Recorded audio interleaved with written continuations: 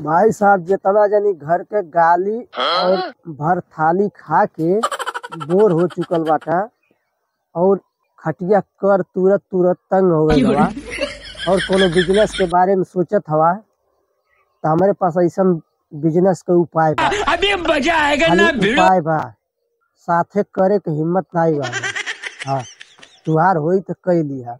Business का नाम है बकरी चरौले का धंधा। हाँ, अब बकरी चरौले के नाम से भागे ने सुन लिया, समझ में आए तो कई लिया, नहीं छोड़ दिया। ठीक है, ये करे खातिर भाई गांव में जाए पड़ी, समझ गया। और ये बात ध्यान दिया, अपने गांव में धुला और दिन में अगर एक बकरी उठा लिया होता तो एक बकरी का दाम लगभग 7 से 8 हजार रुपया बड़े आराम से पा देगा। अगर शुद्ध बकरी पोलियो वाली रही तो बात छोड़ता। और 30 दिन में 30 बकरी अगर सेल कर दिया ले आके तो तुम्हारी जो कमाई निकल के आई 2,24,000 रुपया। और साल भर में अगर ऐसे बिजनेस आगे बढ़ा देला 28,80,000 रुपया कमा लेबा।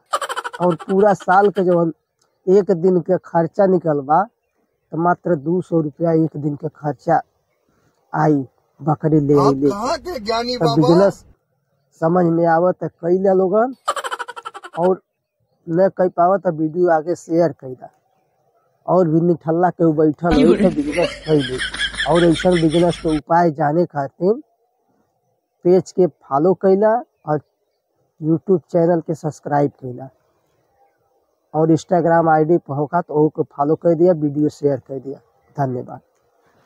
कितने तेजस्वी लोग हैं हमारे पास, कितने शानदार विचार रखते हैं जी।